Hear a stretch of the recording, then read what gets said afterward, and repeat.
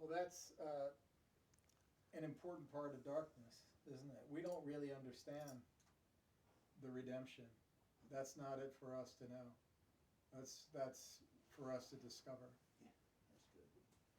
You know, in the darkness of the Hanoi prison system, there were a lot of grim nights. I know. But had I known, back then how my store would be used as it has been today, it would have been a lot easier. But when you're undergoing, you don't. You're trying to survive from day to day. But I would say it again, but don't say easier. Say it would have made it easier. It would have given me more sense of purpose. yes, It's not easier, 'cause it's still hard, yes. but not easier, but it gives you more sense of purpose. Had I known there in captivity what I know now about how our stories are going to be used and passed on to other people, it would be a lot easier then to experience that. But when you're there undergoing it, you don't know that. It's only after you are free and look back and realize you had a purpose, God had a purpose in you being there. And God is more concerned about our character than our comfort. And He sends us into uncomfortable situations. You lost a son, we lost a grandson. Why does God do that? All powerful.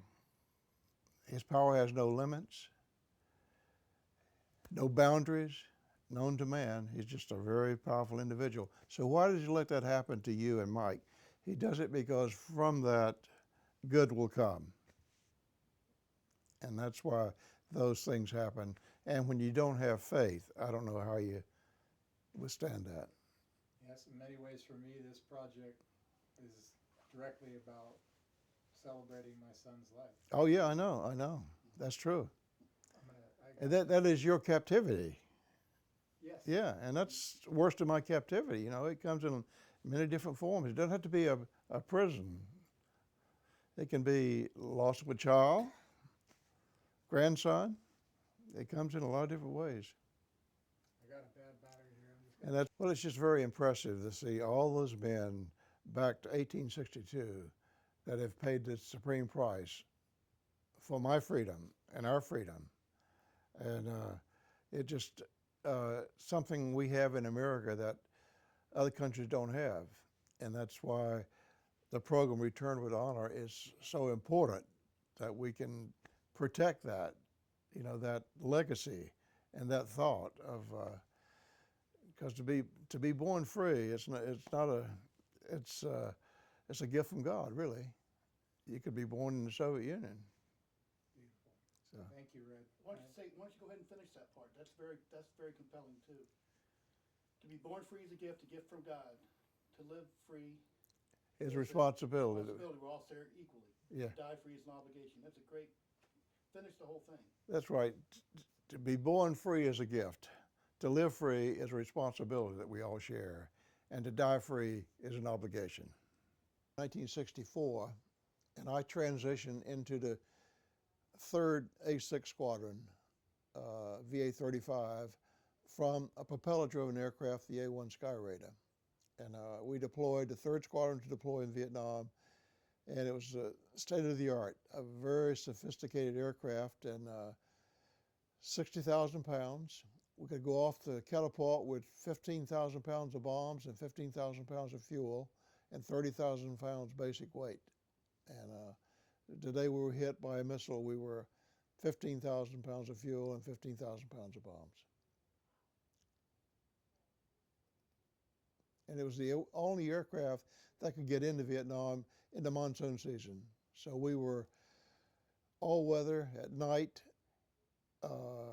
and all weather when no other service could get in. In fact, we were having such great success with the A6, the Air Force almost bought the A6, so they could too have strikes in Vietnam during the monsoon season.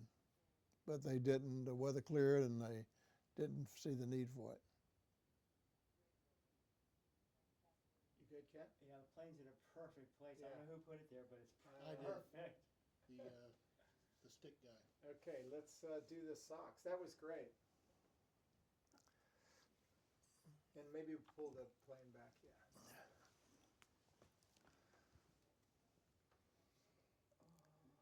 You ready, Kent? Yeah, Alright. I'm gonna go for tight. Okay, yeah. I'll do medium and I'll do both. You got his face, because I don't see his face. I'll get his face. Yeah, I'll stay on his face. I'm rolling. I'm gonna widen out a little bit. Hold on. There we go. Okay, we're rolling. In 1969, the torture story began to leak out, and the Vietnamese had to do something to create a better image. And Ross Perot, through his efforts in Paris with the Vietnamese, forced them to send us a package every 2 months. And these socks came in 1969 in a box with 3.2 kilos, about 6 pounds. One of many things. They were from my wife, Dorothy. And when the package got to us, it wouldn't be 6 pounds. It might be 3 pounds or it might be 1 pound. But I got these socks, and every Christmas I would wear these socks playing Santa Claus. And as you can tell, they have holes. And some 53 years later, I still wear them every Christmas day.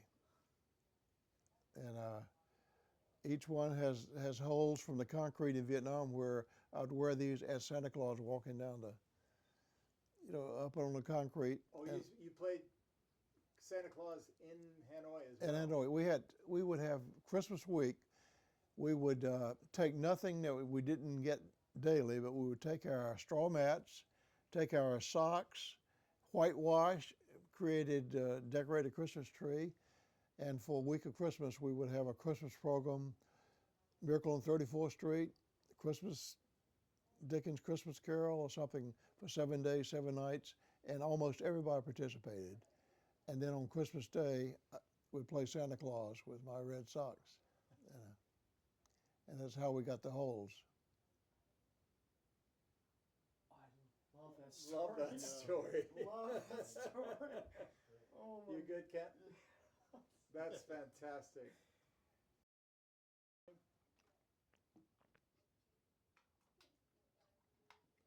Red McDaniel interview. 1 second. Yeah, you got it. Red McDaniel interview, take 3. So, Patrick, I'm gonna go close. Yeah. Mike, is that upright? Yes. Okay. Okay, and action. The POW bracelet had a great part in bringing us home. It was started by Viva, Voice in Vital America. And they started out thinking, and the bracelet has my name, Commander Eugene B. McDaniel, and the day I was shot down, May 19, 1967. And this was started, I think, around 69 or 70. And when I came home, I received thousands of these from all over the country, and I still have them up in my attic. But even today, I get information about POW bracelets. Just 2 or 3 nights ago, I get a letter from a woman who wore my bracelet who found it in a drawer. And that happens all the time. But this effort had a great effort in bringing us home. And it was started by Voice in Vital America. And they would wear the bracelet and pray for the prisoner. They would wear the bracelet and pray for the prisoners daily or whenever they would think of it. And this had a great part in keeping our name alive and helping us get released in 1973. Mike, do me a favor. Jump in, position his hand so I can see his full name, because I'm just getting the E and. Okay. Yeah, you gotta hold that. Just what you're doing. Okay, And then you are pointed a little bit toward Patrick. like and that. That is perfect right there. Hold on. Let me Can you just, get the McDaniel? Yep. Got it? Okay. There you go. Right Look there. toward Patrick. Yeah. That's gorgeous.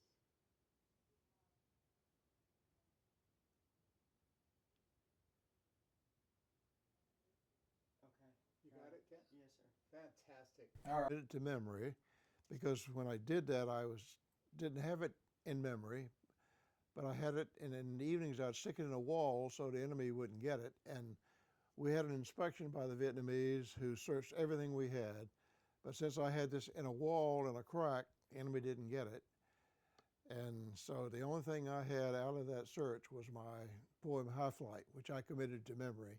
And when I shared this story with James Irwin in 1973, he gave me a poem that he had taken to the moon with him on Apollo 15. It helps me to talk about it, and I've always talked about it. And I think the reason I talk about it is because had we been released in 1969 after my torture, I never would have mentioned it again. It would never come up. But in the next 2 or 3 years, we realized there was some value in what we had learned, and we softened that stand, and I felt free. So we would talk freely about it because there's some value there to other people.